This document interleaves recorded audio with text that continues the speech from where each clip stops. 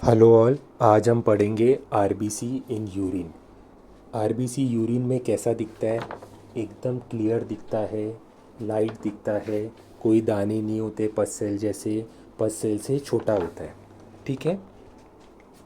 पर क्या RBC urine में दिखना चाहिए? इसका आंसर है नहीं। आरबीसी यूरिन में नहीं दिखना चाहिए। तो वो कितना उसका रेफरेंस रेंज होता है? 0 to 2 पर हाई पावर फील्ड, मतलब 0 या 2 मैक्सिमम पर हाई पावर फील्ड मतलब क्या? 40x। और हमेशा याद रखिए कि कंडेंसर को नीचे करना है, लाइट को नीचे करना है सबसे कम लाइट में, या आपके कन्वीनियंस में कम लाइट में देखना है। अगर आप कंडेंसर ऊपर करोगे, लाइट मैक्सिमम करोगे, तो हो सकता है कि आपको वेट माउंट यूरिन में कुछ भी ना दिखे। तो एक तो सेल दिखना चाहिए, उसी से पता चलता है कि आपने प्रॉपर फोकस किया है कि नहीं। अभी आरबीसी दिखता कैसे? क्लियर दिखता है। क्लियर क्यों दिखता है? क्योंकि उसके पास न्यूक्लियस ही नहीं है। आप बोलोगे न्यूक्लियस क्यों नहीं है? क्योंकि पहले जानते हैं न्यूक्लियस का काम क्या होता है? प्रोटीन बनाना। जैसे डब्ल्यूबीसीज के लिए जो ग्रैन्यूल्स बनते हैं ना, दुश्मन को मारने के लिए, वो न्यूक्लियस से बनते हैं। पर आरबीसी का काम सिर्फ कोरियर वाला है। क्या ट्रांसपोर्टेशन का काम है उसका? ऑक्सीजन हर एक सेल को पहुंचाना। तो उसे तो मेन ऑक्सीजन ही कैरी करना है। तो अगर जो पर्सन इतना कैरी करता है, वो ट्राई करेगा कि वो जितना लाइट हो सके उतना रहेगा। अगर न्यूक्लियस रहेगा तो उसको और हैवी होगा और प्रॉब्लम होगा।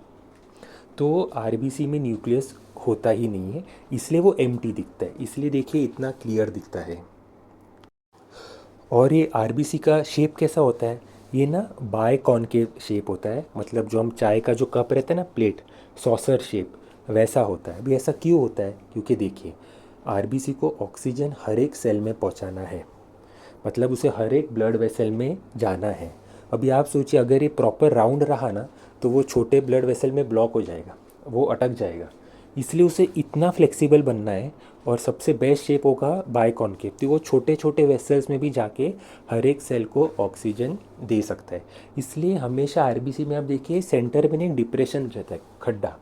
तो अगर यूरिन में आरबीसी आए तो वो कैसे दिखेंगे? एक तो नॉर्मल आरबीसी है वैसे दिखेंगे, गोल वाले, बायकॉन्केव वाले। दूसरे ना क्रेनेटेड दिखेंगे, ये दिख रहा है, ये क्रेनेटेड है। और तीसरे होते हैं डिसमॉर्फिक। डिसमॉर्फिक मतलब क्या? अलग शेप के, देखिए ऐसे वाले।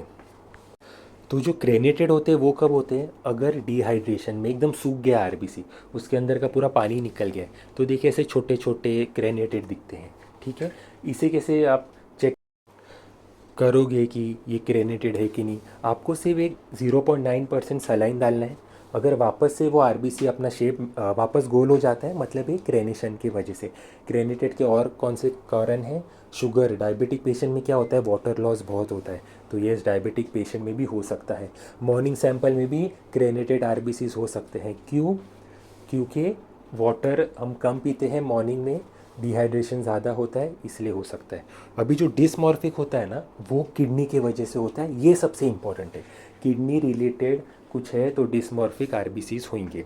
अभी हम पहले तो सीखते हैं कि ये किडनी क्या होता है, यूरेटर क्या होता है, यूरेथ्रा क्या होता है, और ब्लैडर क्या होता है। तो देखिए ब्लड किडनी के पास जाता है और किडनी ब्लड से यूरिन बनाता है। यूरिन बनाने के बाद वो यूरेटर से जाता है और फिर वो ब्लैडर में जाता है। ब्लैडर एक स्टोरेज प्लेस है जहाँ पे सारा यूरिन स्टोर होता है। अगर ब्लैडर पूरा यूरिन से भर गया तो उसमें सेंसर लगे होते हैं, तो ऑटोमेटिक बॉडी सेंस करता है, और इसलिए किसी को फिर वॉशरूम जाने की इच्छा होती है। तो जब ब्लैडर फुल होता है ना, तो ही वो अर्ज आती है कि मुझे अभी वॉशरूम जाना पड़ेगा। तो अगर किडनी में कोई प्रॉब्लम है तो डिस्मॉर्फिक आरबीसीज, पर अगर यूरेटर, यूरेथ्रा, ब्लैडर में प्रॉब्लम है, मतलब इन्फ्लेमेशन, सिस्टाइटिस, अगर उधर स्टोन रहे तो, अगर ट्रॉमा हुआ तो, अगर कैथेटर डालते वक्त ट्रॉमा हुआ तो ब्लड रप्चर होगा। यूटीआई में क्या होता है? इन्फेक्शन होता है, बहुत सारे डब्ल्यूबीसीज बैक्टीरिया फाइट करते हैं, वो फाइट के चक्कर में ब्लड वेसल्स रप्चर होते हैं। ब्लड वेसल्स रप्चर होने के साथ साथ ब्लड भी निकलता है, इसलिए यूटीआई में इन्फेक्शन में पस सेल के साथ साथ बैक्टीरिया और आरबीसीज भी बहुत दिखते हैं। नीचे के पार्ट का कैंसर या प्रोस्टेट इश्यूज़ के वजह से भी ब्लड दिखेंगे। अभी मेन पार्ट पे आते हैं कि पस सेल और आरबीसी को कैसे डिफरेंशिएट करेंगे।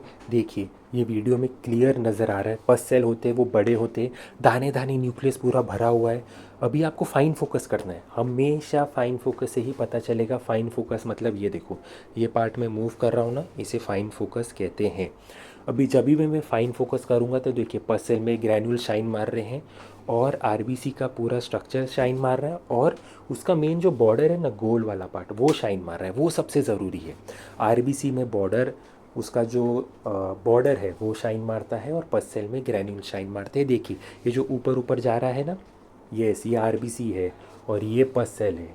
इसमें क्लियरली पता चल रहा है। यही एकमात्र मेथड है जिससे क्लियरली पता कर सकते हैं फाइन फोकस करके। फाइन फोकस मतलब क्या होता है, ये देखिए, ये फाइन फोकस होता है। ठीक है। अभी आज हमने क्या क्या पढ़ा, आरबीसीज के बारे में पढ़ा, आरबीसी कैसा दिखता है पढ़ा, आरबीसीज कब पाए जाते हैं ऐसा पढ़ा, और पसल और आरबीसी में कैसे डिफ्रेंशिएट करते ये देखा है। Thank you so much.